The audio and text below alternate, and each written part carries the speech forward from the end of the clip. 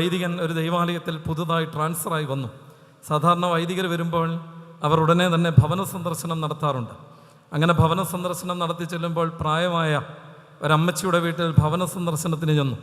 അമ്മച്ചിക്ക് പണ്ട് മുതലേ ഒരു പതിവുണ്ട്, ആര് വീട്ടിൽ വന്നാലും പ്രത്യേകിച്ച് ദൈവദാസന്മാരാണെങ്കിൽ അവർക്ക് എന്തെങ്കിലും ഒന്ന് കഴിക്കാതെ അവരെ വിടുന്ന ഒരു പതിവ് അമ്മച്ചിക്കില്ല. അപ്രകാരം അമ്മച്ചി വീട് മുഴുവൻ പരതുകയാണ്. പക്ഷേ ഒന്നും ആ വീട്ടിലിരിപ്പില്ല.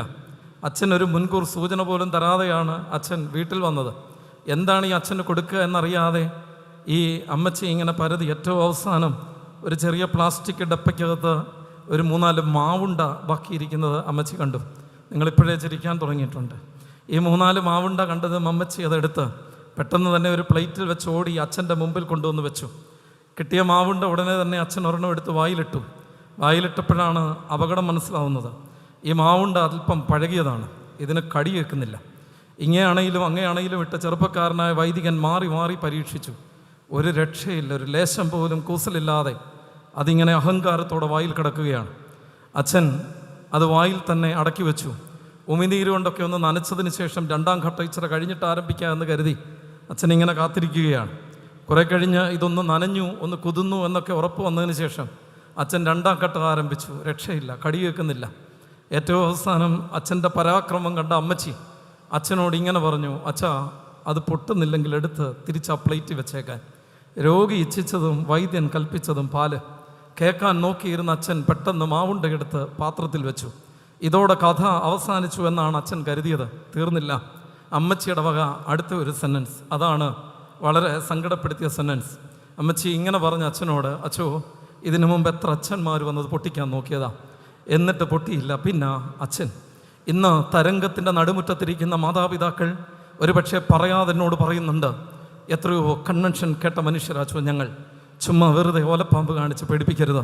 എന്നെ കേൾക്കുന്ന പ്രിയപ്പെട്ട മാതാപിതാക്കളെ, മുൻവിധിയോടെ ഈ പന്തലിൻ്റെ ചുവട്ടിലിരിക്കരുത്.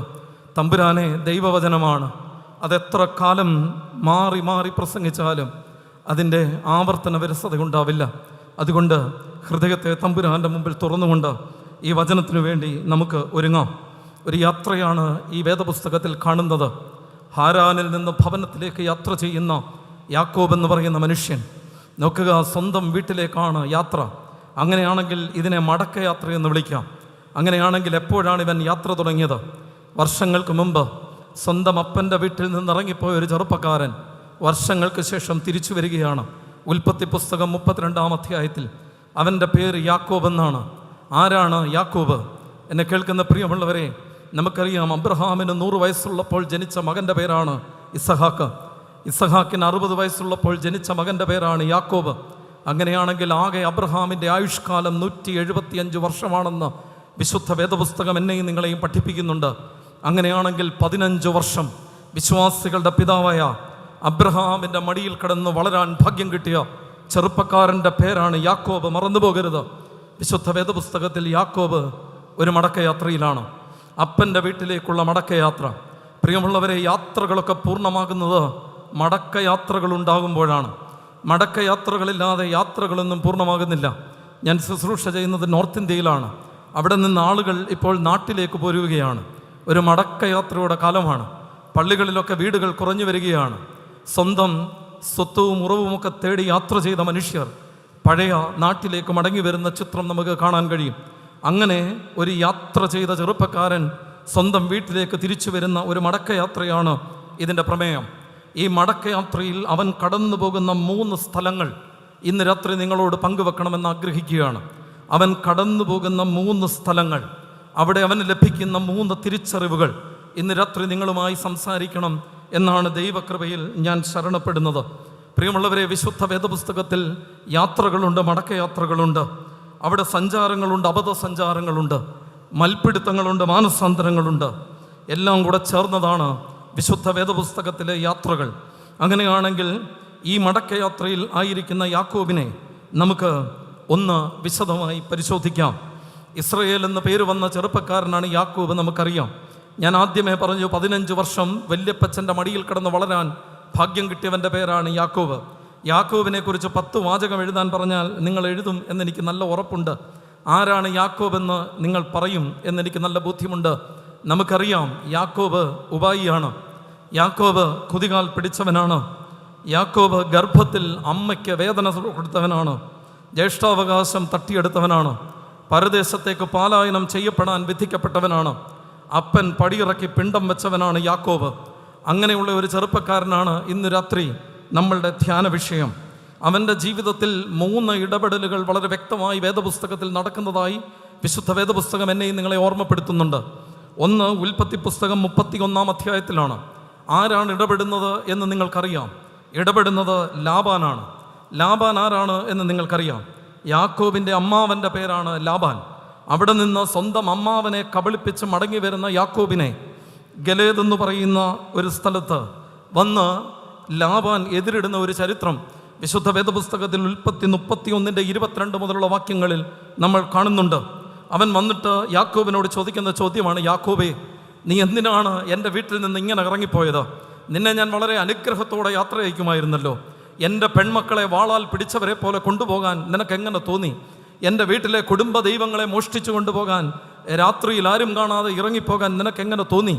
എന്നെ ചൂഷണം ചെയ്തുകൊണ്ട് പോകാൻ നിനക്കെങ്ങനെ തോന്നി? നീ എന്നോട് ചോദിച്ചിരുന്നെങ്കിൽ എല്ലാം തന്ന് നന്നായി നിന്നെ ഞാൻ യാത്ര അയക്കുമായിരുന്നല്ലോ എന്ന് ഗലേദിൽ വെച്ച് യാക്കോബ് ലാബാനുമായി ഒരു ഇടപെടൽ നടക്കുന്നുണ്ട്. ഇനി ഈ വേദഭാഗം കഴിഞ്ഞ് തൊട്ടടുത്ത ഭാഗത്തേക്ക് ചെല്ലുമ്പോൾ സ്വന്തം സഹോദരനായ ഏശാവാണ് അവൻ്റെ ജീവിതത്തിൽ ഇടപെടുന്നത്. നമ്മൾ കാണുന്നുണ്ട്, ഏശാവ് അവനെ കണ്ടോടി വന്ന് കെട്ടിപ്പിടിച്ച് ചുംബിച്ചു എന്ന് പറഞ്ഞു തുടങ്ങുന്ന അടുത്ത വേദഭാഗം ഉൽപ്പത്തി പുസ്തകം 33-ാം അധ്യായത്തിലുണ്ട്. അങ്ങനെയാണെങ്കിൽ ഇന്നത്തെ എൻ്റെ ധ്യാനം അവൻ്റെ ജീവിതത്തിൽ 3ാമത് ഇടപെട്ട ദൈവത്തെക്കുറിച്ചാണ്. അത് ഉൽപ്പത്തി പുസ്തകം 32-ാം അധ്യായമാണ്. ഉൽപ്പത്തി പുസ്തകം 32-ാം അധ്യായത്തിൽ അവൻ്റെ ജീവിതത്തിൽ വേറൊരു മനുഷ്യൻ ഇടപെടുന്നുണ്ട്. അവൻ്റെ പേരാണ് ദൈവം തമ്പുരാൻ. എന്നെ കേൾക്കുന്ന പ്രിയമുള്ളവരെ, സൗമ്യമായി ചില അനുഭവങ്ങളിലൂടെയൊക്കെ ദൈവം തമ്പുരാൻ എൻ്റെയും നിങ്ങളുടെയും ജീവിതത്തിൽ ഇടപെടാറുണ്ട്. മറന്നു പോകരുത്. ഒരുപക്ഷെ ഈ പന്തലിൻ്റെ ഉള്ളിലിരിക്കുമ്പോൾ എൻ്റെയും നിങ്ങളുടെയും ജീവിതത്തോട് സൗമ്യമായി ഇടപെടുന്ന ഒരു ദൈവ സാന്നിധ്യമുണ്ട്. മറന്നു പോകരുത്. അങ്ങനെയാണെങ്കിൽ ഇന്ന് രാത്രി അപ്രകാരം ഇടപെടുന്ന ഒരു ദൈവത്തിൻ്റെ സന്നിധിയിൽ ഞാനും നിങ്ങളും നമ്മളെ തന്നെ സമർപ്പിച്ചു കൊടുക്കണം എന്ന് ഓർമ്മപ്പെടുത്താനാണ് പ്രാരംഭമായി ഞാൻ ശ്രമിക്കുന്നത്. അങ്ങനെയാണെങ്കിൽ ദൈവം തമ്പുരാൻ അവനോട് ഇടപെട്ട 3 സ്ഥലങ്ങൾ, 3 തിരിച്ചറിവുകൾ ഇന്ന് രാത്രി നിങ്ങളുമായി പങ്കുവച്ച് എൻ്റെ ധ്യാനം അവസാനിപ്പിക്കാം. 3 സ്ഥലങ്ങളിൽ ഒന്നാമത്തെ സ്ഥലം 32-ാം അധ്യായം അതിൻ്റെ ആദ്യ വാക്യമാണ്. ഉൽപ്പത്തി 32-ന്റെ 1-ാം വാക്യം ഇങ്ങനെയാണ് പറയുന്നത്: യാക്കോബ് തൻ്റെ വഴിക്ക് പോയി, ദൈവത്തിൻ്റെ ദൂതന്മാർ അവൻ്റെ എതിരെ വന്നു. യാക്കോബ് അവരെ കണ്ടപ്പോൾ ഇത് ദൈവത്തിൻ്റെ സേന എന്ന് പറഞ്ഞ് ആ സ്ഥലത്തിന് മഹനയീം എന്ന പേർ വിളിച്ചു. കുറിച്ചു വെക്കണം, ഒന്നാമത്തെ സ്ഥലം മഹനയീം. യാക്കോബ് ദൈവവുമായിട്ടുള്ള ഇടപെടലിൽ അവൻ എത്തിച്ചേരുന്ന ഒന്നാമത്തെ സ്ഥലം മഹനയീം. മഹനയീം അവനെ പഠിപ്പിച്ച ഒന്നാമത്തെ പാഠം എന്താണ് എന്ന് നിങ്ങളുമായി ഈ സമയത്ത് ധ്യാനിക്കാൻ ആഗ്രഹിക്കുകയാണ്. Mahanaim, a place of God's presence. ദൈവത്തിൻ്റെ സാന്നിധ്യത്തെക്കുറിച്ചുള്ള തിരിച്ചറിവാണ് മഹനയീം പങ്കുവച്ച ഒന്നാമത്തെ തിരിച്ചറിവ്. മറന്നു പോകരുത്. പ്രിയമുള്ളവരെ, സമ്പന്നനായി ഒരു ചെറുപ്പക്കാരൻ മടങ്ങി വരികയാണ്. അവൻ വീട് വിട്ടു പോയിട്ട് എത്ര വർഷമായി എന്ന് ചെങ്ങന്നൂർ മാവേലിക്കര ഭദ്രാസനത്തിലിരിക്കുന്ന ആർക്കെങ്കിലും എന്നോട് പറയാമോ? യാക്കോബ് വീട് വിട്ടുപോയിട്ട് എത്ര വർഷമായി? അവൻ വീട് വിട്ടുപോയിട്ട് ഇന്നേക്ക് 20 വർഷങ്ങൾ പിന്നിടുകയാണ്. 20 വർഷങ്ങൾ പിന്നിടുകയാണ്. അമ്മയുടെ നിർദ്ദേശപ്രകാരം അമ്മാവനായ ലാബാൻ്റെ വീട്ടിലേക്ക് പോയിട്ട് ഇന്നേക്ക് 20 വർഷങ്ങൾ പിന്നിടുകയാണ്. 7 വർഷം പോയി അമ്മാവൻ്റെ വീട്ടിൽ ജോലി ചെയ്തു. ഭാര്യയെ കിട്ടി. ആഗ്രഹിച്ച ഭാര്യയല്ല കിട്ടിയത്. പിന്നൊരു 7 വർഷം കൂടെ ജോലി ചെയ്തപ്പോൾ ആഗ്രഹിച്ച ഭാര്യയെ കിട്ടി. 7 + 7 14. പിന്നൊരു 6 വർഷം കൂടെ ജോലി ചെയ്യുമ്പോൾ ഇഷ്ടംപോലെ ആടുമാടുകൾ, ഇഷ്ടംപോലെ കന്നുകാലികൾ, ഇഷ്ടംപോലെ ഒട്ടകങ്ങൾ, സമ്പൽ സമൃദ്ധിയുടെ ഉത്തുംഗ ശൃംഗങ്ങളിൽ ഒരു ചെറുപ്പക്കാരൻ ഇങ്ങനെ അഹങ്കരിക്കുകയാണ്. സമ്പത്തിൻ്റെ ഏറ്റവും പരക്കൊടിയിലേക്ക് ഒരു ചെറുപ്പക്കാരൻ ഇങ്ങനെ കയറിപ്പോവുകയാണ്. എന്നെ കേൾക്കുന്ന പ്രിയപ്പെട്ട ദൈവത്തിൻ്റെ ജനമേ, വർഷങ്ങൾക്ക് മുമ്പ് ഒന്നുമില്ലായ്മയുടെ ഒരു കാലത്തിൽ ജീവിതത്തിൻ്റെ പരിവരുത്ത അനുഭവങ്ങളിലൂടെ കടന്നുപോയൊരു ചെറുപ്പക്കാരൻ സർവ്വസമ്പന്നനായി ഉൽപ്പത്തി പുസ്തകം 32-ാം അധ്യായത്തിൽ സ്വന്തം അപ്പൻ്റെ വീട്ടിലേക്ക് തിരിച്ചു വരുന്ന ചിത്രമാണ് വേദപുസ്തകം എന്നെയും നിങ്ങളെയും പറഞ്ഞു പഠിപ്പിക്കുന്നത്. ഇപ്പോൾ അവൻ്റെ കൂടെ ആരൊക്കെ ഉണ്ട് എന്ന് നിങ്ങളൊന്ന് ധ്യാനിക്കുന്നത് നന്നായിരിക്കും. അവനോടൊപ്പം 2 ഭാര്യമാരുണ്ട്. അവനോടൊപ്പം 2 ദാസിമാരുണ്ട്. അവൻ്റെ മക്കളായ 11 പുത്രന്മാരുണ്ട്. ഉൽപ്പത്തി പുസ്തകം 32-ാം അധ്യായത്തിൽ 11 പുത്രന്മാരുണ്ട്. കന്നുകാലികളുണ്ട്, ഒട്ടകങ്ങളുണ്ട്, ഇഷ്ടം പോലെ സമ്പത്തുണ്ട്. ഈ ചെറുപ്പക്കാരൻ അമ്മാവനെ കബളിപ്പിച്ചു സ്വന്തം അപ്പൻ്റെ വീട്ടിലേക്ക് തിരിച്ചു വരുമ്പോൾ, മഹനീം എന്ന് പറയുന്ന ഒരു സ്ഥലത്തെത്തുമ്പോൾ, ഇതാ ദൈവത്തിൻ്റെ സേന അവൻ്റെ എതിരെ കയറി വരികയാണ്. ദൈവത്തിൻ്റെ സേന അവൻ്റെ എതിരെ കയറി വരികയാണ്. അവൻ ആവശ്യപ്പെട്ടതല്ല ദൈവത്തിൻ്റെ സേനയെ, അവൻ ചോദിച്ച് വിളിച്ചു വാങ്ങിച്ചതല്ല ദൈവത്തിൻ്റെ സേനയെ. അങ്ങനെയാണെങ്കിൽ പ്രിയപ്പെട്ട ദൈവജനമേ, ഇന്ന് രാത്രി ഓർമ്മപ്പെടുത്തട്ടെ, ഒരു ഓർമ്മപ്പെടുത്തൽ പോലെ യാക്കോബിൻ്റെ ജീവിതത്തിലേക്ക് ദൈവത്തിൻ്റെ സേന കയറി വരികയാണ്. ഒരു ഓർമ്മപ്പെടുത്തൽ പോലെ, ഒരു തിരിച്ചറിവ് പോലെ, അവൻ വിളിക്കാതെ, അവൻ ചോദിക്കാതെ, അവൻ ആവശ്യപ്പെടാതെ ദൈവത്തിൻ്റെ സേന അവൻ്റെ ജീവിതത്തിലേക്ക് കയറി വരുന്ന ഒരു ചിത്രം മഹനെയും നമുക്ക് മുമ്പിൽ വരച്ചിടുന്നുണ്ട്.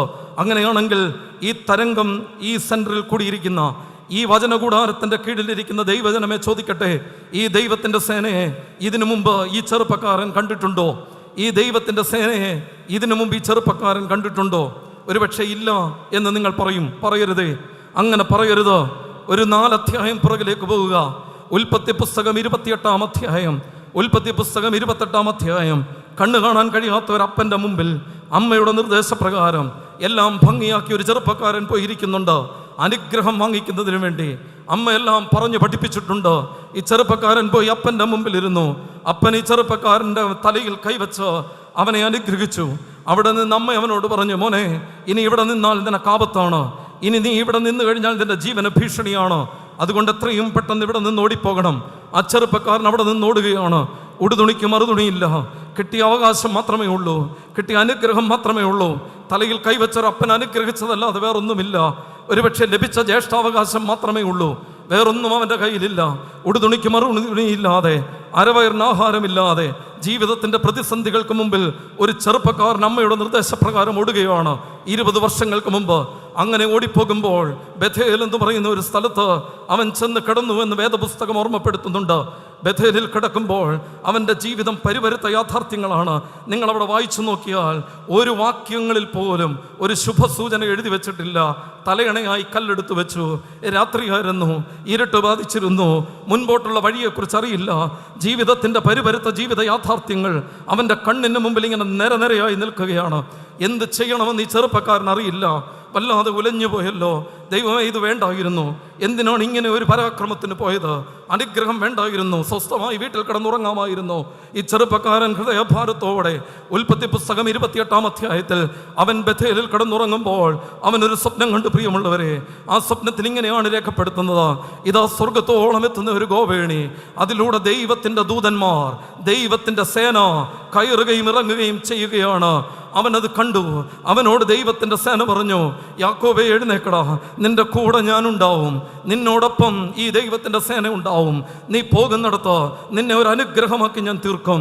എവിടെ നിന്നാണോ നിന്നെ പടിയിറക്കി പിണ്ടം വെച്ചത്, ആ വീട്ടിലേക്ക് നിന്നെ ഒരു അനുഗ്രഹമായി ഞാൻ മടക്കി കൊണ്ടുവരുന്ന ഒരു ദിവസമുണ്ട് എന്ന് അന്ന് ഉൽപ്പത്തി പുസ്തകം 28-ാം അധ്യായത്തിൽ ദൈവത്തിൻ്റെ സേന കണ്ണിൻ്റെ മുമ്പിൽ വന്ന് വാക്ക് പറഞ്ഞ ചെറുപ്പക്കാരൻ്റെ പേരാണ് യാക്കോബ്.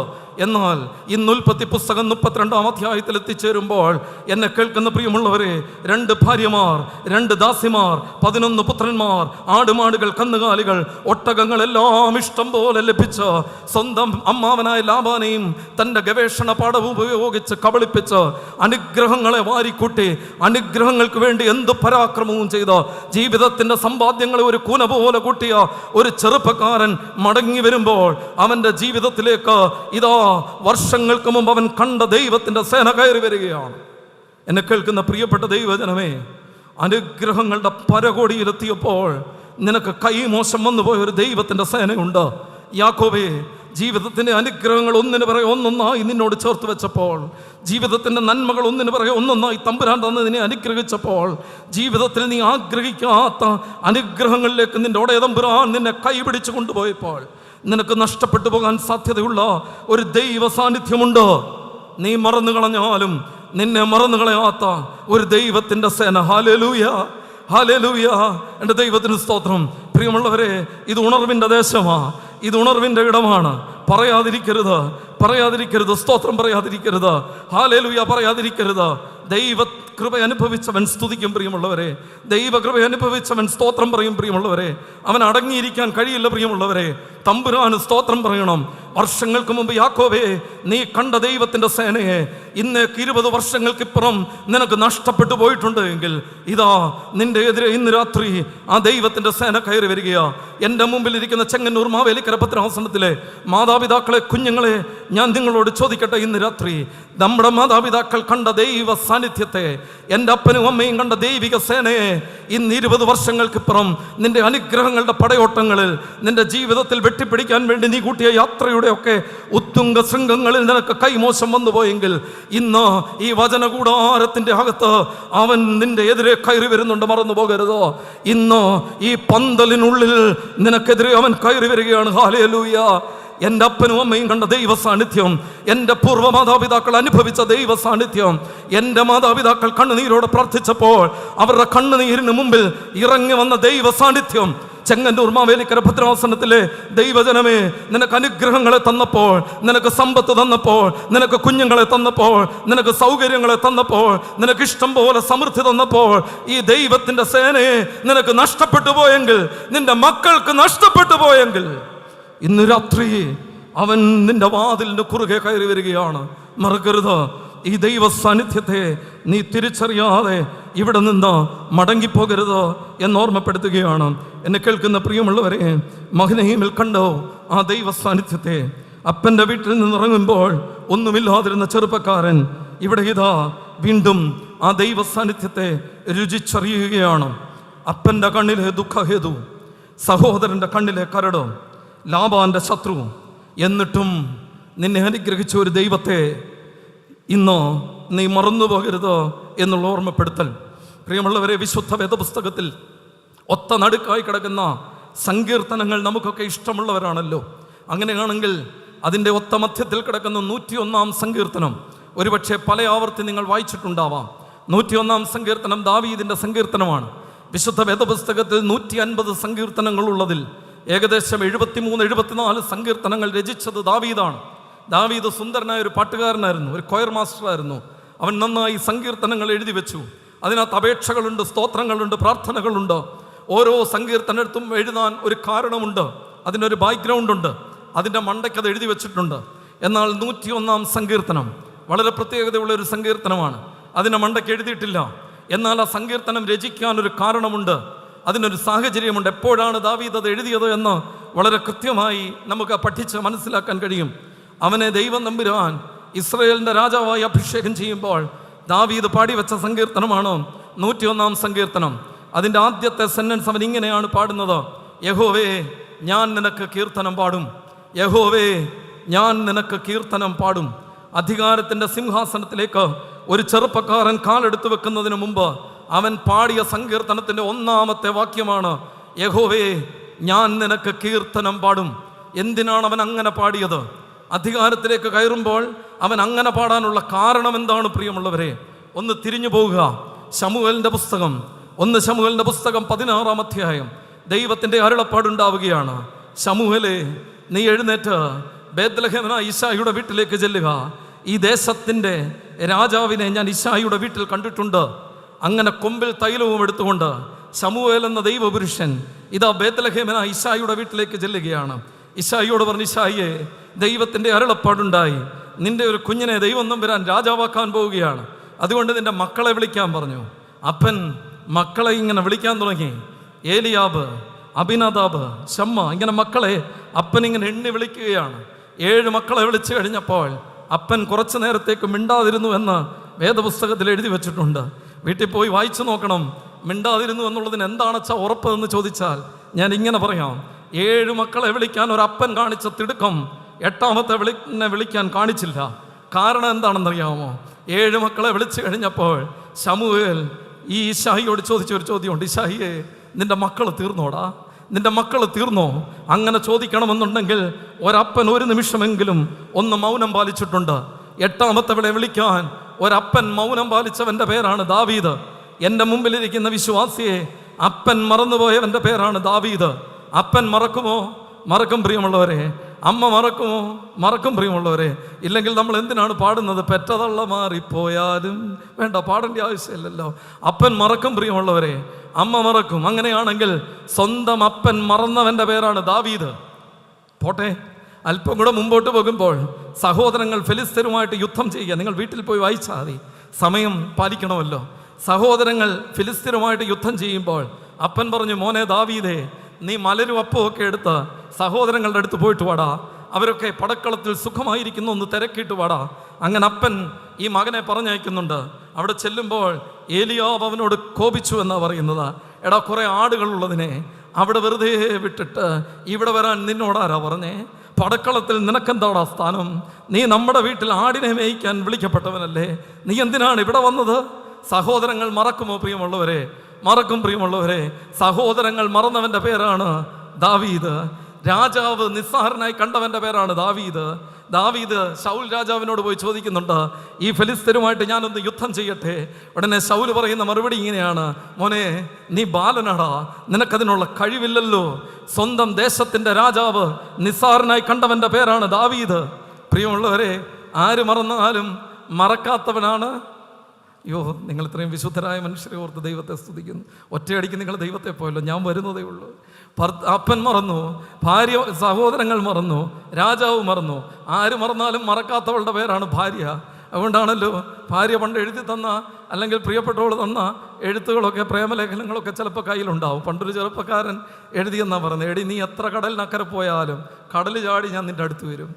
നീ എത്ര തീക്കൂട്ടത്തിന് അപ്പുറത്ത് നിന്നാലും തീക്കുണ്ടം ചാടി ഞാൻ നിൻ്റെ അടുത്ത് വരും. എന്നിട്ട് അവൻ അതിൻ്റെ അടിയിൽ എഴുതിയെന്നാണ് പറഞ്ഞത്, മഴയില്ലെങ്കിൽ അടുത്ത ആഴ്ച പള്ളിയിൽ കാണാം. കാരണം പണ്ട് ഈ പ്രണയലേഖനമൊക്കെ എഴുതുമ്പോൾ വാരിക്കോരി അങ്ങ് കാച്ചുവല്ലേ. അപ്പോൾ ആരെല്ലാം ഉപേക്ഷിച്ചാലും എൻ്റെ ഇച്ഛായ നിൻ്റെ കൂടെ ഞാൻ ഉണ്ടാകുമെന്ന് പറയുന്നവളാണ് ഭാര്യ. അങ്ങനെയാണെങ്കിൽ ദാവീദിനെ സ്വന്തം ഭാര്യയും മറന്നുവെന്ന് വേദപുസ്തകം രേഖപ്പെടുത്തുന്നുണ്ട്. ദൈവത്തിൻ്റെ പെട്ടകം ദാവീദിൻ്റെ പട്ടണത്തിലേക്ക് ഒരു കാളവണ്ടിയിൽ എഴുന്നള്ളിച്ചു കൊണ്ടുവരുമ്പോൾ അവൻ വസ്ത്രമെല്ലാം പറിച്ചുരിഞ്ഞു കളഞ്ഞു. എന്നിട്ട് അവൻ ഒരു പഞ്ഞി നൂലെങ്കി വസ്ത്രമെടുത്ത് അവൻ്റെ ശരീരത്ത് ധരിച്ചു. എന്നിട്ട് ദൈവത്തിൻ്റെ പുസ്തകത്തിന് മുമ്പിൽ കടന്നുകൊണ്ട് ദാവീദ് ആനന്ദ നൃത്തം ചവിട്ടിയതായി വിശുദ്ധ വേദപുസ്തകത്തിൽ രേഖപ്പെടുത്തിയിട്ടുണ്ട്. നാഖോന്റെ കളത്തിൽ വരുമ്പോൾ കാള വിരണ്ടതൊക്കെ നിങ്ങൾ വായിച്ചിട്ടുണ്ടാവും. വായിച്ചിട്ടില്ലെങ്കിൽ ആദ്യമായി കേൾക്കുന്നത് പോലെ കേട്ടിരിക്കുക. വീട്ടിൽ പോയി വായിച്ചു നോക്കിയാൽ മതി. എന്നെ കേൾക്കുന്ന പ്രിയമുള്ളവരെ, അപ്രകാരം ദൈവത്തിൻ്റെ പെട്ടകം എഴുന്നള്ളിച്ചു കൊണ്ടുവരുമ്പോൾ ഈ മനുഷ്യൻ അതിൻ്റെ മുമ്പിൽ കിടന്ന് ആനന്ദ നൃത്തം ചവിട്ടി. അപ്പോൾ സ്വന്തം ഭാര്യ ശൗലിൻ്റെ മകൾ മീഖൾ കിളിവാതിലൂടെ നോക്കി ഹൃദയത്തിൽ അവനെ നിന്ദിച്ചു. നാണമില്ലേ നിനക്കിങ്ങനെ കിടന്ന് കൂത്ത് കളിക്കാൻ?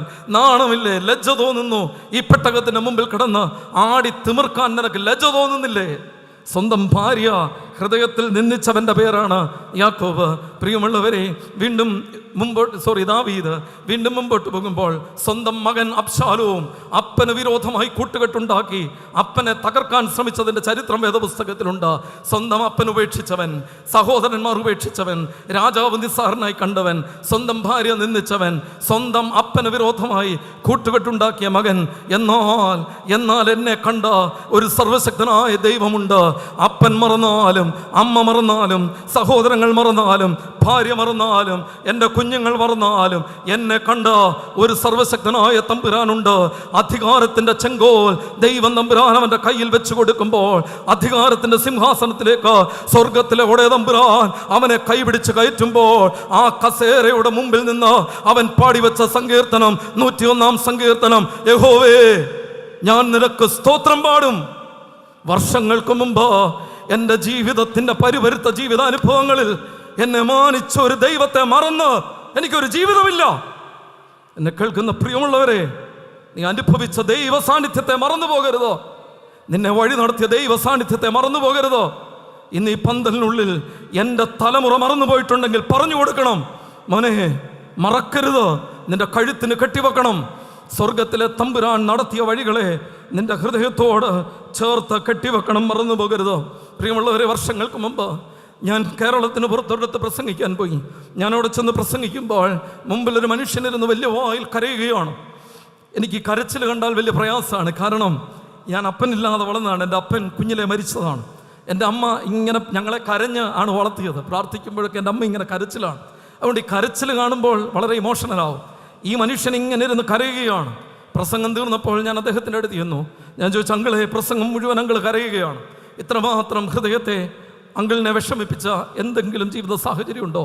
ആ മനുഷ്യൻ എന്നോട് പറഞ്ഞു, അച്ചോ ഒന്നുമില്ലാതെ കേരളത്തിൽ നിന്ന് വണ്ടി കയറിയൊരു മനുഷ്യനാണ് അച്ചോ ഞാൻ. എൻ്റെ ഭാര്യയുമായിട്ട് ഞാൻ ഇവിടെ വന്നു. ഇവിടുത്തെ റെയിൽവേ സ്റ്റേഷനിൽ ഞാനൊരു കൊച്ച സൈക്കിൾ ഒപ്പിച്ചോ. സൈക്കിളിൽ ചായയുടെ ഒരു കെറ്റിൽ വാങ്ങിച്ചു വെച്ചു. എന്നിട്ട് അതിനകത്ത് ചായ നിറച്ചു. ഞാനും എൻ്റെ ഭാര്യയും കൂടി റെയിൽവേ സ്റ്റേഷനിൽ ചായ വിറ്റച്ചു. ഏകദേശം 10-30 ദിവസം, ഒരു മാസം. അവിടെ നിന്ന് ഞാൻ മുൻപോട്ട് പോയി ഒരു കൊച്ചു ബിസിനസ് തുടങ്ങി. ഒരു ചെറിയ ടയറിൻ്റെ ബിസിനസ്സാണ്. അവിടെ നിന്ന് ദൈവം തമ്പുരാൻ എന്നെ പടിപടിയായി അനുഗ്രഹിച്ചു. എന്നിട്ട് ആ മനുഷ്യൻ എൻ്റെ കൈ പിടിച്ചോ എന്നെ ആ പള്ളിക്ക് പൊറ്റത്തിറക്കി നിർത്തി. എന്നിട്ട് കൈ വീശി കാണിച്ചിട്ട് പറഞ്ഞു, അച്ചോ ഈ കാണുന്നത് മുഴുവൻ എൻ്റെ കുഞ്ഞുങ്ങൾ വാങ്ങിച്ചിട്ടേക്കുന്നതാണ് അച്ചോ, ഈ കാണുന്നത് മുഴുവൻ എൻ്റെ മക്കൾ വാങ്ങിച്ചിട്ടേക്കുന്നതാണ്. എന്നിട്ട് ആ മനുഷ്യനാണോ അച്ചോ ഈ പള്ളിയുടെ മുമ്പിൽ ഇരിപ്പുണ്ട് എൻ്റെ മക്കൾ, ഒറ്റ ലൈനിൽ ഇരിപ്പുണ്ട് അച്ചോ, എൻ്റെ കുഞ്ഞുങ്ങളും അവരുടെ കുടുംബവും. ഓരോ ദിവസവും ഞായറാഴ്ച ഞാൻ എൻ്റെ മക്കളോട് പറയും, മോനെ ഈ അപ്പനൊന്നുമില്ലാത്തവനായി ഒരു അന്യദേശത്ത് വന്നതാടാ, ദൈവം നമ്പുരാൻ അമർത്തിക്കുലുക്കി തന്നതാടാ, സമ്പാദ്യങ്ങളെ അനുഗ്രഹങ്ങളെ തന്ന് അനുഗ്രഹിച്ചതാണ്. അതുകൊണ്ട് ഒരു ഞായറാഴ്ച പോലും ദൈവാലയം മുടക്കരുത് മോനെ. ഒരു ഞായറാഴ്ച പോലും ഇന്ന് വരെ ഈ പള്ളി എൻ്റെ കുഞ്ഞുങ്ങൾ മുടക്കിയിട്ടില്ലച്ചോ. എന്നെ കേൾക്കുന്ന പ്രിയപ്പെട്ട ദൈവജനമേ, ഈ തരംഗത്തിലെ വചന കൂടാരത്തിൽ ഇരുന്നു കൊണ്ട് ആത്മാർത്ഥമായിട്ട് ചങ്കത്ത് കൈവച്ചുകൊണ്ട് പറയാൻ പറ്റുമോ, എൻ്റെ അപ്പനും അമ്മയും അനുഭവിച്ച ദൈവ സാന്നിധ്യം ഇന്നും എൻ്റെ കൂടെ ഉണ്ട് എന്ന് മറന്നു കളഞ്ഞിട്ടുണ്ട് എങ്കിൽ, പ്രിയമുള്ളവരെ, ഇന്നവൻ നിൻ്റെ എതിരെ കയറി വരുന്നുണ്ട്. മാർത്തോമാ സഭ, യാക്കോബ സഭയുമായിട്ടൊക്കെ കേസ് നടക്കുന്ന കാലം ഇങ്ങനെ കേട്ടിട്ടുണ്ട്. അന്ന് പാലക്കുന്നത്തെ മെത്രാച്ചൻ പ്രത്യേകിച്ച് ഇങ്ങനെ കേസിൻ്റെ വിധിയൊക്കെ വരുമ്പോൾ സങ്കടത്തോടെ ഇരിക്കുമ്പോൾ അദ്ദേഹത്തിൻ്റെ വിശ്വസ്തനായ കൊച്ചുവറി ഇത് വന്ന് വിധിയെക്കുറിച്ച് പറയുമ്പോൾ, അപ്പോൾ ഇന്ന് ബൃന്ദവാസിനും എനിക്കൊക്കെ ഒരുപക്ഷെ കുറെ കൂടെ ആഴത്തിൽ പറഞ്ഞു തരാനായിട്ട് കഴിയുമായിരിക്കും. കൊച്ചുവറി ഇതിൻ്റെ മുഖം മ്ലാനമായിരിക്കുകയാണ്. കൊച്ചുവറി ഇതിനോട് തിരുമേനി ചോദിച്ചു, എന്താണ് കൊച്ചുവറി ഇത് കേസിൻ്റെ വിധി എന്തായി? കൊച്ചുവറി ഇത് പറയുന്നുണ്ട്, തിരുമേനി വിധിയിൽ നമ്മൾ തോറ്റുപോയി.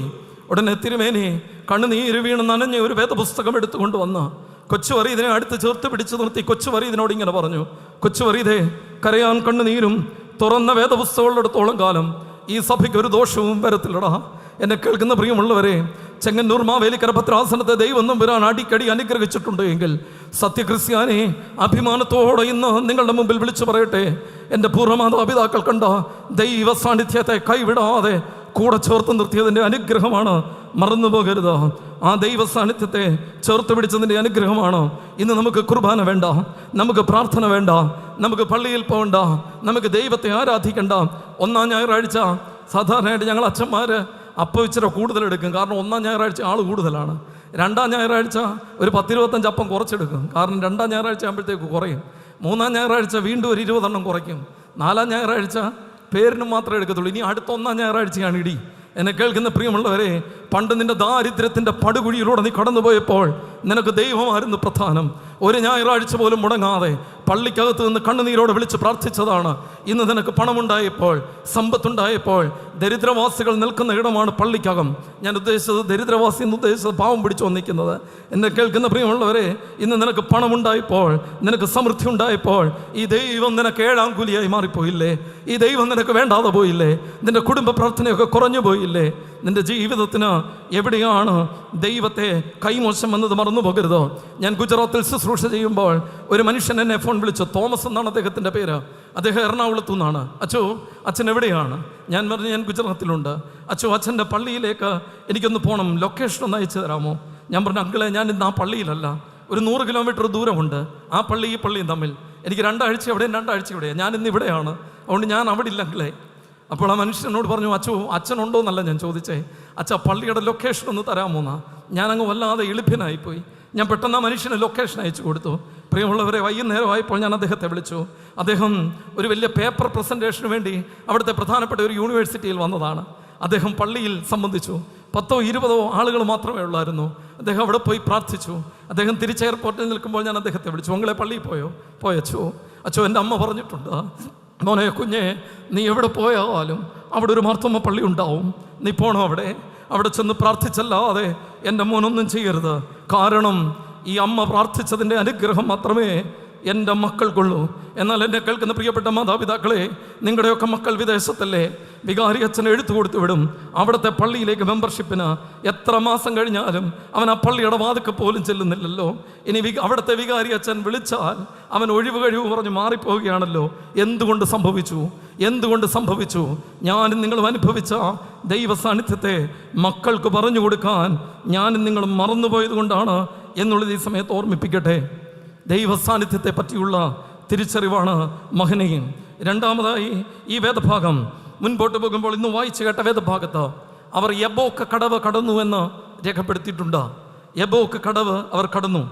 അവിടെ 2 ഭാര്യമാരെയും 2 ദാസിമാരെയും 11 പുത്രന്മാരെയും ആടുമാടുകളെ അവൻ ആറ്റിനക്കരെ കടത്തി. അവൻ ഇക്കരെ ഒരുമിച്ച്, അവൻ ഒറ്റയ്ക്ക്. അപ്പോൾ ദൈവത്തിൻ്റെ ദൂതൻ അവൻ്റെ അടുത്ത് ഇറങ്ങി വന്ന് അവനുമായിട്ട് മൽപ്പിടുത്തം നടത്തി. വിശുദ്ധ വേദപുസ്തകത്തിൽ ദൈവവുമായിട്ട് മൽപ്പിടുത്തം നടത്താൻ ഏറ്റവും യോഗ്യനായ മനുഷ്യൻ ആരാണെന്ന് നിങ്ങൾ എനിക്ക് പറഞ്ഞു തരാമോ? ദൈവവുമായിട്ടൊരു ഗുസ്തി പിടിക്കാനാണെങ്കിൽ ഈ ബൈബിളിനകത്ത് ഏറ്റവും യോഗ്യതയുള്ള ഒരു മനുഷ്യൻ്റെ പേര് നിങ്ങൾ എനിക്ക് പറഞ്ഞു തരാമോ? യാക്കോബെന്ന്. ഞാൻ പ്രസംഗിക്കുന്നതുകൊണ്ട് പറഞ്ഞതാണെന്ന് എനിക്കറിയാം. നിങ്ങൾ ആത്മാർത്ഥമായിട്ട് പറ. ഞാൻ പറയും, പ്രിയമുള്ളവരെ, യാക്കോബാണ്. കാരണം അവന് ഇഷ്ടം പോലെ സമ്പത്തൊക്കെ ഉണ്ടായിട്ടുണ്ട്, നല്ല അനുഗ്രഹമൊക്കെ കിട്ടിയിട്ടുണ്ട്. അവന് എത്ര മക്കളാണ്? 11 മക്കളാണ്. ഈ 11 ആണാണ്, ആൺമക്കളാണ്. ഞാൻ ഞാൻ ഈ വേദഭാഗത്തെ ആണ് ആൻറ്റി പറയുന്നത്, ടോട്ടലല്ല പറയുന്നത്, നിങ്ങൾ തെറ്റിദ്ധരിക്കരുത്. ഈ വേദഭാഗമാണ് പറയുന്നത്. 11 ആൺമക്കളാണ്. എൻ്റെ കൊച്ചു ഗ്രാമമാണ്. എൻ്റെ ഗ്രാമത്തിലൊക്കെ ഈ ആൺമക്കൾ എന്നൊക്കെ പറഞ്ഞു കഴിഞ്ഞാൽ ഒരു ഒരു ഒരു ഒരു ഗമയാണ്. ഇപ്പം അതൊന്നുമില്ല. പണ്ടത്തെ കാര്യം ഞാൻ പറഞ്ഞത്. ഇപ്പം 2 പെണ്ണിനെ കിട്ടിയ ഭാഗ്യമെന്ന് പറഞ്ഞുകൊണ്ടേയിരിക്കുന്നത്. കാരണം ആണിനെ കിട്ടിയതല്ല, ഊപ്പാട് വന്ന് കിടക്കുക. അപ്പോൾ ഈ പണ്ട് 2 ആണിനെ കിട്ടിയാൽ ഒരു ഗമയാണ്. ഏതാണെന്ന് ചോദിച്ചാൽ ചോദിക്കാൻ എനിക്ക് 2 ആൺപിള്ളേരാടാ. ഈ ആൺപിള്ളേരുള്ള മക്കളെ കാണണമെങ്കിൽ നിങ്ങൾ ഈ അച്ഛൻ ഈ റൂഷ്മ വരയ്ക്കുമ്പോൾ നിങ്ങൾ ഫ്രണ്ടിൽ നിന്ന് പള്ളിയിലോട്ട് നോക്കിയാൽ മതി. തിരിച്ചു വരയ്ക്കാത്തവന്മാർക്കെല്ലാം 2 അതിലധികമോ ആൺപിള്ളേരാണ്. ഇനി അങ്ങനെ എന്നെ നിങ്ങൾ ക്രൂശേ കയറ്റരുത്. എന്ന് പറഞ്ഞാൽ അച്ഛൻ റൂഷ്മ വരയ്ക്കുമ്പോൾ തിരിച്ചു വരയ്ക്കാത്ത എല്ലാത്തിനും ആൺപിള്ളേരാണ്. എന്ന് പറഞ്ഞാൽ എന്തോന്ന് വരയ്ക്കാനാണ് അതിൻ്റെ പണി നോക്കിപ്പോൾ. എനിക്ക് 2 ആണാണ്, ആൺമക്കൾ തന്നെ. ഞാൻ നേരത്തെ ഒരു പള്ളിയിലിരുന്നു. ഇപ്പോൾ ഒരു അമ്മച്ചി വന്നിട്ട് എന്നെ പറഞ്ഞു, എൻ്റെ അച്ഛൻ ഒരെണ്ണത്തിനെ തന്നില്ലല്ലോ. ഞാനങ്ങ് വല്ലാതെ സങ്കടപ്പെട്ടു പോയി. ദൈവമേ, ഈ അമ്മച്ചി എന്തോ ചോദിക്കുന്നത്. അപ്പം ഞാനിരിക്കുന്ന പള്ളിയിൽ ഈ ആടിനെ കൊടുക്കുന്ന ഒരു പരിപാടിയുണ്ട്. വികസന സമിതിയുടെ ആടിനെ കൊടുക്കുന്നു. ഞാൻ അമ്മച്ചിയോട് പറഞ്ഞു, അമ്മച്ചി ഒരു അപേക്ഷ തന്നായിരുന്നെങ്കിൽ ഒന്നിന് ഞാൻ 3 എണ്ണത്തെ തന്നേനെ ആയിരുന്നല്ലോ. ഞാൻ ഉദ്ദേശിക്കുന്ന ആടിൻ്റെ കാര്യമാണ്. അമ്മച്ചി പറഞ്ഞ, അച്ഛാ ആടും പൂടെ ഒന്നുമല്ല ഞാൻ ചോദിക്കുന്നത്. ഒരാണിനെ തന്നില്ലല്ലോ അച്ഛാ. ഈ അമ്മച്ചിക്ക് 3 പെൺപിള്ളേരാണ്. അപ്പോൾ ഒരാണിനെ തന്നില്ലല്ലോ അച്ഛാ. അമ്മച്ചി ഇങ്ങനെ അങ്ങ് സങ്കടം പറയാം. എന്നെ കേൾക്കുന്ന പ്രിയമുള്ളവരെ, ആണെന്ന് പറഞ്ഞാൽ ഒരു ഗമയാണ്, ആൺമക്കളെന്ന് പറഞ്ഞാൽ ഒരു വലിയ ഗമയാണ്. അങ്ങനെയാണെങ്കിൽ ഇവിടെ ഇതാ യാക്കോബിന് എത്ര ആൺമക്കളാ? 11 ആൺപിള്ളേരാ. ദൈവവുമായിട്ട് മൽപ്പിടുത്തം പിടിക്കാൻ സൂപ്പർ അല്ലേ? എന്നെ കേൾക്കുന്ന പ്രിയമുള്ളവരെ, യാക്കോബിനറിയാം എൻ്റെ തുടയലിന് ബലമുണ്ടെന്ന്. യാക്കോബിനറിയാം ഒരു മനുഷ്യൻ്റെ ശരീരത്തിൽ ഏറ്റവും ബലമുള്ള അസ്ഥി അവൻ്റെ തുടയലാണ്. മറക്കരുത്, സ്കൂളിൽ പഠിച്ചതാണ്. അവൻ്റെ തുടയലാണ്. 2 ഭാര്യമാർ, 2 ദാസിമാർ, 11 പുത്രന്മാർ, ആടുമാടുകൾ, സമ്പൽ സമൃദ്ധിയുടെ നെറുകയിൽ നിൽക്കുന്ന ഈ ചെറുപ്പക്കാരനറിയാം ദൈവവുമായിട്ട് മൽപ്പിടുത്തം പിടിക്കാൻ യോഗ്യനായ മനുഷ്യൻ ഞാനാണ്. യബ്ബോക്ക് കടവ് അവനെ ഓർമ്മപ്പെടുത്തുന്ന 2ാമത്തെ ധ്യാനം. പ്രിയമുള്ളവരെ, 1 മഹനയും ഗോഡ്സ് പ്രസൻസ്, 2 യബ്ബോക്ക് ഗോഡ്സ് പ്രൊവിഷൻ, ദൈവ നടത്തിപ്പിൻ്റെ പാഠം. മറക്കരുത്. എന്നെ കേൾക്കുന്ന പ്രിയമുള്ളവരെ, യാക്കോബിനറിയാം എൻ്റെ തുടയലിന് ബലമുണ്ടെന്നോ, എനിക്കെല്ലാം ഉണ്ട്. ദൈവവുമായിട്ട് മൽപ്പിടുത്തം പിടിക്കാൻ എന്നേക്കാൾ യോഗ്യനായൊരു മനുഷ്യനില്ല. ദൈവം നമ്പുരാൻ അവൻ്റെ തുടയുടെ തടത്തിൽ തൊട്ടു എന്ന് വേദപുസ്തകം രേഖപ്പെടുത്തുകയാണ്. അവൻ്റെ തുടയുടെ തടം ഉളുക്കിപ്പോയി. യാക്കോബേ, നീ ബലമെന്ന് കരുതുന്നത് ബലമല്ലാതെ വരുന്ന ഒരു ദിവസം ഉണ്ടടാ. നിന്നെ സഹായിക്കുമെന്ന് നീ കരുതുന്നതൊക്കെ നിന്നെ സഹായിക്കാതെ വരുന്ന ഒരു ദിവസം ഉണ്ടാവും. മറന്നു പോകരുത്. എന്നെ കേൾക്കുന്ന ചെങ്ങന്നൂർ മാവേലിക്കര ഭദ്രാസനത്തിൽ ഓൺലൈനിൽ എന്നെ കേൾക്കുന്ന വിശ്വാസ സമൂഹമേ, നീ ബലമെന്ന് കരുതുന്നത്, നീ മിടുക്കെന്ന് കരുതുന്നത്, നിന്നെ സഹായിക്കുമെന്ന് നീ കരുതുന്നത്, നിന്റെ തുടയലിന് ബലമുണ്ടെന്ന് നീ കരുതിയാൽ അത് നിന്നെ സഹായിക്കാതെ വരുന്ന ഒരു ദിവസമുണ്ട്. മറക്കരുത്. ദൈവം നടത്തിയാൽ അതാണ് വലുത്. ദൈവ നടത്തിപ്പ്. എന്നെ കേൾക്കുന്ന പ്രിയമുള്ളവരെ, അപ്പനമ്മമാരൊക്കെ പണ്ട് പറയുന്നൊരു വാക്കാ ദൈവ നടത്തിപ്പ്. പ്രിയമുള്ളവരെ, ദൈവത്തിൻ്റെ കരുതൽ. യോഹന്നാൻ്റെ സുവിശേഷം ഒരു പെണ്ണുമായിട്ട് ദൈവം നമ്പുരാൻ ദീർഘമായൊരു സംഭാഷണം നടത്തുന്നുണ്ട്. ആരാണ്? ശമരിയ സ്ത്രീയാണ്. യോഹന്നാൻ്റെ സുവിശേഷത്തിൽ the longest conversation of Jesus with a person. ഒരു മനുഷ്യനുമായിട്ട് ദൈവം നടത്തുന്ന ഏറ്റവും ദീർഘമായ സംഭാഷണം സുഖാർ എന്ന് പറയുന്ന കിണറിൻ്റെ കരയിൽ ശമരിയ സ്ത്രീയാണ്. ശമരിയ സ്ത്രീ ഇങ്ങനെ വന്ന് നിൽക്കുകയാണ്. നട്ടുച്ചയ്ക്ക് 12 മണിക്ക് അവളിങ്ങനെ വന്ന് നിൽക്കുകയാണ്. ഒരുപക്ഷെ ഒരു 6ാമത്തെ ഭർത്താവിനെ തിരക്കി വന്നതാവാ, അറിയത്തില്ല. അവളിങ്ങനെ നട്ടുച്ചയ്ക്ക് വന്ന് നിൽക്കുകയാണ്. നിൽക്കുമ്പോൾ ദൈവം തമ്പുരാൻ അവളുടെ അടുത്തേക്ക് ചെല്ലുന്നുണ്ട്. കർത്താവിനോട് അവൾ പറയുന്ന ഒരു സെന്റൻസ് ഉണ്ട്, മറക്കരുത്, അടിവരയിട്ട് കുറിച്ചു വെക്കണം. ഞങ്ങൾക്ക് ഈ കിണർ തന്നത് യാക്കോബാണ്. ഞങ്ങൾക്ക് ഈ കിണർ തന്നത് യാക്കോബാണ്. നിനക്കെന്ത് വേണം? നിനക്ക് പോകാം. യാക്കോബ് തന്ന കിണറുണ്ട്. എന്നെ കേൾക്കുന്ന പ്രിയമുള്ളവരെ, ദൈവം തമ്പുരാൻ ശമരിയ സ്ത്രീയോട് പറയുന്നുണ്ട്, മോളെ, ജീവജലം തരാൻ കഴിയുന്ന തമ്പുരാനാണ് നിന്റെ അടുത്ത് നിൽക്കുന്നത്, മറക്കരുത്.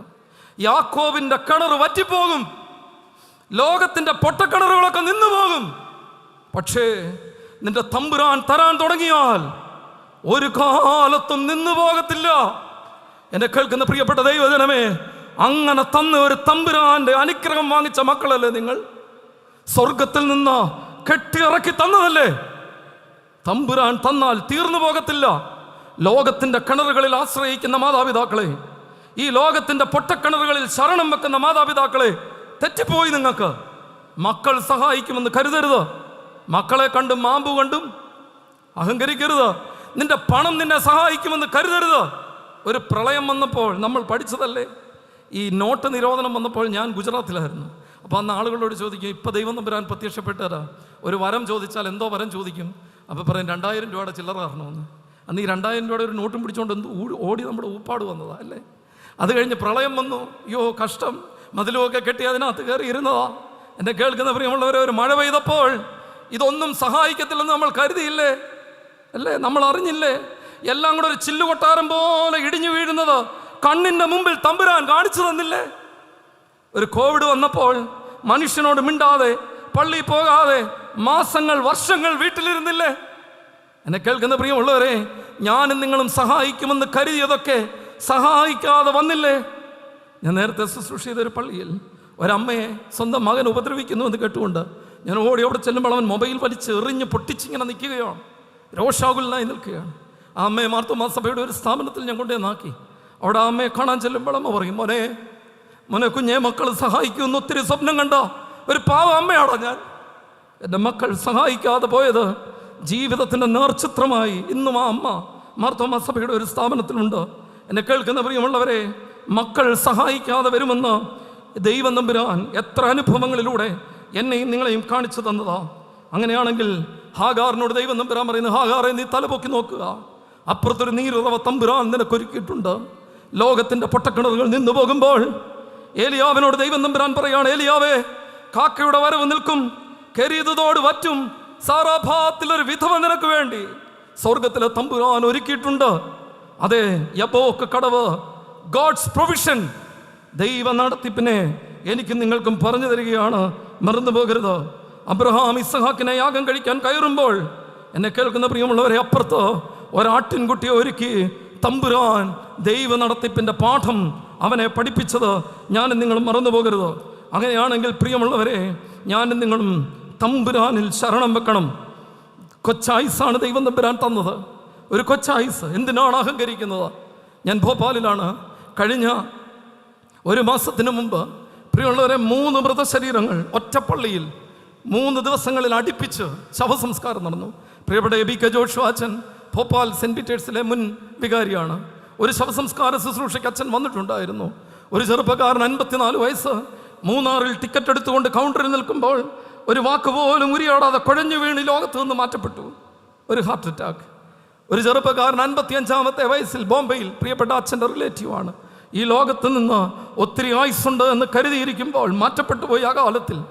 എന്നെ കേൾക്കുന്ന പ്രിയമുള്ളവരെ, വ്യാഴാഴ്ചയും വെള്ളിയാഴ്ചയും ശനിയാഴ്ചയുമായി 3 ശവസംസ്കാരം ഒരു പള്ളിയുടെ മുറ്റത്ത് നടക്കുകയാണ്. എന്നെ കേൾക്കുന്ന പ്രിയമുള്ളവരെ, ഇന്ന് കാണുന്ന മനുഷ്യരെ നാളെ കാണാതെ പോകുന്ന ഒരു ലോകമാണ്. എൻ്റെ സഹപാഠിയും എൻ്റെ സ്നേഹിതനുമായിരുന്ന പ്രിറ്റു ഓതറ മാർത്തോമ പള്ളിക്കാരൻ, രാത്രിയിൽ കരോള് പാടിയിട്ട് തിരിച്ചു വന്ന ചെറുപ്പക്കാരൻ ഈ ലോകത്ത് നിന്ന് മാറ്റപ്പെട്ടു പോയി. പ്രസംഗിക്കുന്ന സന്തോഷിച്ച എത്ര കാലം നീ ജീവിക്കുമെന്ന് ഉറപ്പില്ലാത്ത ഒരു ലോകമാ. കോവിഡിൻ്റെ വാക്സിൻ എടുത്തവരൊക്കെ പോവാണെന്നാണ് പറയുന്നത്. ബൂസ്റ്റർ എടുത്തവർ രാത്രി പേടിക്കല്ലേ, ഞാൻ ബൂസ്റ്റർ എടുത്തിട്ടില്ല, അതുകൊണ്ടാണ് ഇത് പറയുന്നത്. ബൂസ്റ്റർ എടുത്തവരെല്ലാം പോവാണെന്നാണ് പറയുന്നത്. ഇത് കഴിഞ്ഞിട്ട് ബൂസ്റ്റർ എടുത്തവർ തരംഗത്തിൻ്റെ വാതിക്കൽ എന്നെ കാണാൻ നിൽക്കരുത്. ബൂസ്റ്റർ എടുത്തവനും അല്ലാത്തവനും എല്ലാം പോകും. കണ്ണടയ്ക്കുന്ന നേരം കൊണ്ട് ഈ ഭൂമിയിൽ നിന്ന് പോകും. അഹങ്കരിക്കാൻ എന്തുണ്ട്? നിഗളിക്കാൻ എന്തുണ്ട്? ധാർഷ്ട്യം പറയാൻ എന്തുണ്ട്? തമ്പുരാനിൽ ശരണപ്പെടണം പ്രിയമുള്ളവരെ. ദൈവം തമ്പുരാൻ നിന്നെ നടത്താൻ മതിയായ ദൈവമാ. അവൻ നടത്തിയാൽ ഇതൊന്നും ഞാനും നിങ്ങൾ ഈ ഭൂമിയിൽ നിന്ന് കൊണ്ടുപോകില്ല പ്രിയമുള്ളവരെ. ഈ കെട്ടിവെച്ചിരിക്കുന്ന ഫിക്സഡ് ഡെപ്പോസിറ്റോ വീടോ ഒന്നും നമ്മളെ സഹായിക്കത്തില്ല പ്രിയമുള്ളവരെ. ഇത് സാധു കൊച്ചു കുഞ്ഞുപദേശിയുടെ മണ്ണാണല്ലോ. ഭക്തനായ സാധു അദ്ദേഹത്തിൻ്റെ പാട്ടിൽ ഇങ്ങനെ പാടുന്നുണ്ട്: കൊട്ടാരമായാലും വിട്ടേ മതിയാകൂ കോട്ടയ്ക്കകത്തേക്കും മൃത്യു ചെല്ലും. 10,000 നില പൊക്കി പണിഞ്ഞാലും അതിനുള്ളിലും മൃത്യു കയറി ചെല്ലും. 10,000 നില പൊക്കി പണിഞ്ഞാലും അതിനുള്ളിലും മൃത്യു കയറി ചെല്ലും. എന്നെ കേൾക്കുന്ന പ്രിയപ്പെട്ട ദൈവജനമേ, എന്തെല്ലാം നിന്നെ സഹായിക്കുമെന്ന് കരുതിയാലും അതൊക്കെ സഹായിക്കാതെ വരുന്ന ഒരു കാലമുണ്ട്. ഭക്തനായൊരു മനുഷ്യൻ പ്രസംഗിക്കാനായിട്ട് പോയി. അദ്ദേഹം പ്രസംഗിക്കാൻ ചെന്നു. പ്രസംഗം കഴിഞ്ഞൊരു വീട്ടിൽ അദ്ദേഹം ഭക്ഷണം കഴിക്കാൻ പോയി. ഭക്ഷണമൊക്കെ കഴിച്ച് പ്രാർത്ഥിക്കാൻ ഇറങ്ങുമ്പോൾ ആ അമ്മ ഒരു കീറിയ പാ കൊണ്ടൊന്ന് വിരിച്ചു എന്നാണ് പറയുന്നത്. പ്രിയമുള്ളവരെ, ഞാൻ കേട്ടതാണ്. ആ അമ്മ ഒരു കീറിയ പാ കൊണ്ടൊന്ന് വിരിച്ചു. ഉടനെ ഈ അച്ഛൻ അതിൽ കയറി നിന്ന് പ്രാർത്ഥിച്ചിറങ്ങാൻ തുടങ്ങുമ്പോൾ ഈ അമ്മ ഈ അച്ഛനോട് പറഞ്ഞു: അച്ഛോ, അച്ഛൻ എന്നോടൊന്നും തോന്നരുത്. അച്ഛൻ ആ ചവിട്ടി നിൽക്കുന്ന പായുണ്ടല്ലോ, അത് മാത്രമേ ഉള്ളൂ എൻ്റേത്. അമ്മ, ഈ വീട് ആരുടെയാ? അതെൻ്റെ വീടല്ല ചോ. എൻ്റെ ഭർത്താവ് ഈ കഴിഞ്ഞ ദിവസം മരിച്ചുപോയി. തല മുഴുവൻ കടബാധ്യതയാണ്. തല ഉയർത്താൻ പറ്റാത്ത കടബാധ്യത. ഒരു പിഞ്ചു കുഞ്ഞ് അമ്മയുടെ അടുത്ത് നിൽപ്പുണ്ട്. ഈ കുഞ്ഞിനെ കൊണ്ട് ആത്മഹത്യ ചെയ്യാൻ ഒരുങ്ങിയതാണ്. അപ്പോൾ ഈ പള്ളിയിലെ ഒരു നല്ല മനുഷ്യൻ പറഞ്ഞു: എൻ്റെ വീട് വെറുതെ കിടക്കുകയാണ്, നിനക്ക് അവിടെ പോയി താമസിക്കാം. അപ്പോൾ ഈ പള്ളിയിൽ ഒരു അച്ഛൻ പ്രസംഗിക്കാൻ വരുന്നു എന്ന് കേട്ടു. അച്ഛൻ ഒരു നേരം ഭക്ഷണം കൊടുക്കാമെന്ന് കരുതി കൊതി കൊണ്ട് കൊടുത്തു പോയതാ. ഈ ചവിട്ടി നിൽക്കുന്ന പാ മാത്രമേ എൻ്റെ സ്വന്തമായിട്ടുള്ളൂ.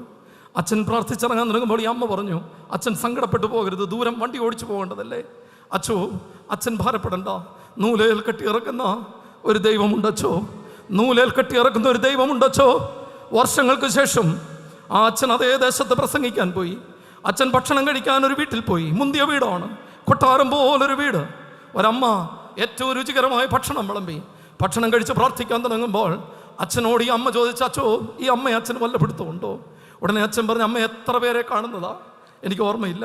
അമ്മ പറഞ്ഞത് ആരാണെന്ന്.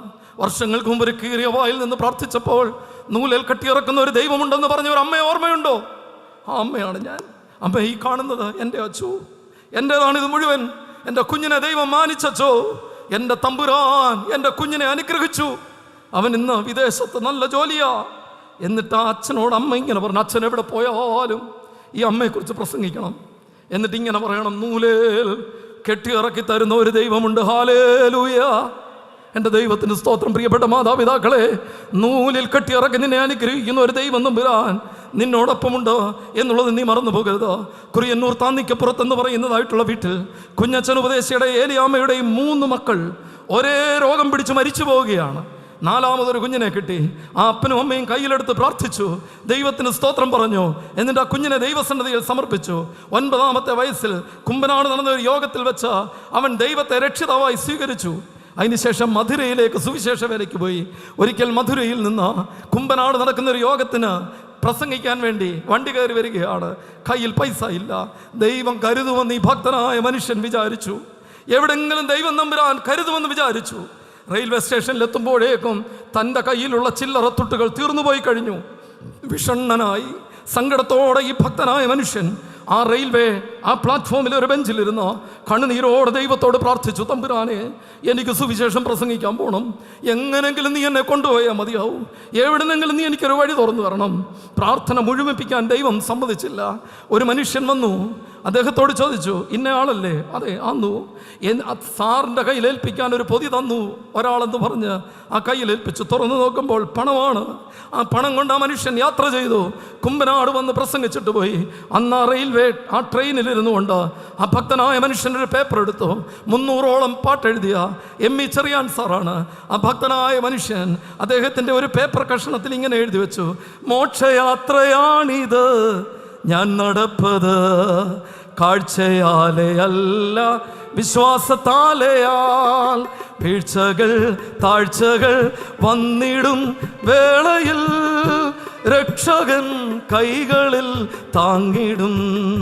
വീഴ്ചകൾ താഴ്ചകൾ വന്നിടും വേളയിൽ രക്ഷകൻ കൈകളിൽ താങ്ങിടും.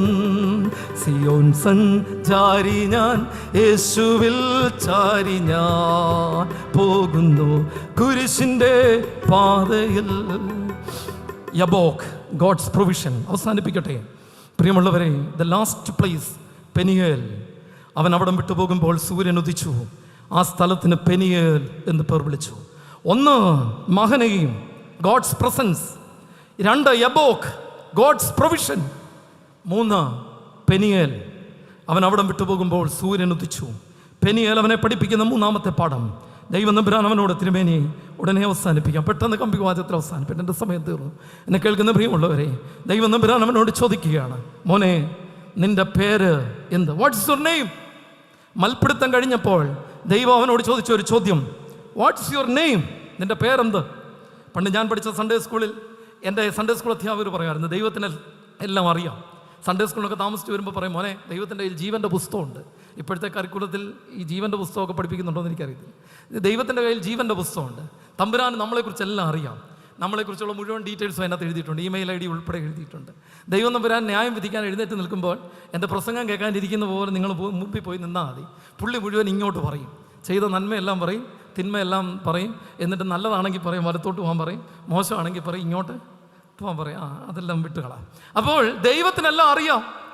ഞങ്ങളുടെ കോന്നിയിൽ അമ്മാമ്മമാർ പ്രാർത്ഥിക്കുന്ന ഒരു പ്രാർത്ഥനയുണ്ട്, സുന്ദരമായ ഒരു പ്രാർത്ഥന. ദൈവമേ നീ എല്ലാം അറിയുന്നു, ഞങ്ങൾ നടക്കുന്നതും ഇരിക്കുന്നതും കിടക്കുന്നതും എഴുന്നേൽക്കുന്നതും എല്ലാം. അത് കേൾക്കാനൊരു സുഖമാണ്. ഞാൻ കടമെടുത്ത ഒരു സെന്റൻസാണ്. നിനക്ക് മറിഞ്ഞിരിക്കുന്ന ഒന്നുമില്ല. അങ്ങനെയാണെങ്കിൽ യാക്കോബിനോട് ദൈവം നമ്പുരാൻ ചോദിക്കുക, വാട്ട് ഈസ് യുവർ നെയിം? ഞാനാണെങ്കിൽ പറഞ്ഞു, പോയി പള്ളി പറ, നിനക്കെല്ലാം അറിയാമെന്നല്ലേ എന്നെ സൺഡേ സ്കൂൾ അധ്യാപകൻ പഠിപ്പിച്ചേക്കുന്നേ, പിന്നെ എന്തിനാണ് നീ പേര് ചോദിക്കുന്നേ? എന്നെ കേൾക്കുന്ന പ്രിയമുള്ളവരെ, മറക്കരുത്, വെറുതെ ചോദിച്ചതല്ല. ഇന്നേക്ക് 20 വർഷങ്ങൾക്ക് മുമ്പ് ഇതേ ചോദ്യം യാക്കോബിനോട് ഒരു മനുഷ്യൻ ചോദിച്ചു. ആരാണെന്നറിയാമോ? കണ്ണു കാണാത്തപ്പൻ സ്വന്തം അമ്മയുടെ നിർദ്ദേശപ്രകാരം എല്ലാ വിഭവങ്ങളും തയ്യാറാക്കി അനുഗ്രഹം തട്ടിപ്പറിക്കാൻ കണ്ണു കാണാത്തപ്പൻ്റെ മുമ്പിൽ പോയി ഈ ചെറുപ്പക്കാരൻ ഇരുന്നു. ഉടനെ അപ്പൻ അവൻ്റെ അടുത്ത് അവനോട് ചോദിച്ചു, മോനെ നീ ആരാ? ഉടനെ ഈ ചെറുപ്പക്കാരൻ പറഞ്ഞു, അപ്പാ യേശാവാപ്പാ, അനുഗ്രഹിക്കപ്പാ. ഉടനെ ഈ അപ്പൻ എന്തോ ഒരു പന്തികേട്. അപ്പൻ വീണ്ടും ചോദിച്ചു, മോനെ നീ ആരാ? അപ്പ യേശാവാപ്പാ, അനുഗ്രഹിക്കപ്പാ. ഈ കണ്ണു കാണാത്തപ്പൻ മണ്ട മുതൽ ഇവനെ ഒരു തപ്പ് തപ്പി. അമ്മ മിടുക്കിയായിരുന്നു, പൊതിഞ്ഞു വെച്ചേക്കുക. അയ്യോ കഷ്ടം, ആ പാവം കണ്ണു കാണാത്തപ്പന് പിടികിട്ടിയില്ല. 2 കൈയും തലയിൽ വെച്ചവനെ അനുഗ്രഹിച്ചു. 20 വർഷം കഴിയുമ്പോൾ ദൈവം നമ്പുരാൻ ഇറങ്ങി വന്ന് ചോദിക്കുകയാ, നിന്റെ പേരെന്ത്? അവന്റെ ഓർമ്മ ഒരു 20 വർഷം പുറകിലോട്ട് പോയി. എന്നെ കേൾക്കുന്ന പ്രിയമുള്ളവരെ, 20 വർഷത്തിന് മുമ്പ് എൻ്റെ കണ്ണു കാണാത്തപ്പൻ ചോദിച്ചപ്പോൾ ഞാൻ പറഞ്ഞൊരു കള്ളത്തരമുണ്ട്. ഇന്ന് പെനിയേലിൽ ദൈവം ചോദിക്കുന്നു. അവൻ 2 കൈയും നെഞ്ചത്ത് വെച്ചിട്ടുണ്ടാവും. അവൻ്റെ കണ്ണിൽ നിന്ന് കണ്ണുനീർ ധാരധാരയായി ഒഴുകിയിട്ടുണ്ടാവും. അവൻ ദൈവസന്നിധിയിൽ ഇങ്ങനെ പറഞ്ഞു, തമ്പുരാനെ, ഞാൻ യാക്കോബ് 20 വർഷം മുമ്പ് പറഞ്ഞ കള്ളത്തരം 20 വർഷത്തിനിപ്പുറം തിരിച്ചു പറയുകയാണ്. എന്തിനാണെന്നാണ് ഞാൻ ഇന്ന് രാത്രി നിങ്ങളോട് പറയാൻ പോകുന്നത്. 3ാമത്തെ പ്ലേസ്, ദ പെനിയേൽ. പ്രിയമുള്ളവരെ, ഗോഡ്സ് പർപ്പസ്, ദൈവ ഉദ്ദേശം. യാക്കോബേ, നിന്റെ അമ്മയുടെ ഉദരത്തിൽ ഉരുവായപ്പോൾ സ്വർഗത്തിലെ തമ്പുരാൻ വിചാരിച്ചതാണ് നിന്നെ ആരാക്കണമെന്ന്, ഇസ്രായേൽ ആക്കണമെന്ന്. മറക്കരുത്. നിന്റെ അമ്മയുടെ ഉദരത്തിൽ ഒരു പിണ്ഡമായിരുന്നപ്പോൾ സ്വർഗത്തിൽ തമ്പുരാൻ നിന്റെ തലവരെ കുറിച്ചതാണ് നീ ആരായിത്തീരണമെന്ന്, നീ ഇസ്രായേലായിത്തീരണമെന്ന്.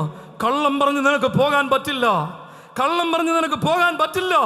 കാരണം അവൻ ഇസ്രായേലാക്കുമെന്ന് പറഞ്ഞിട്ടുണ്ടെങ്കിൽ അവൻ നിന്നെ ഇസ്രായേലാക്കിയേ അടങ്ങൂ.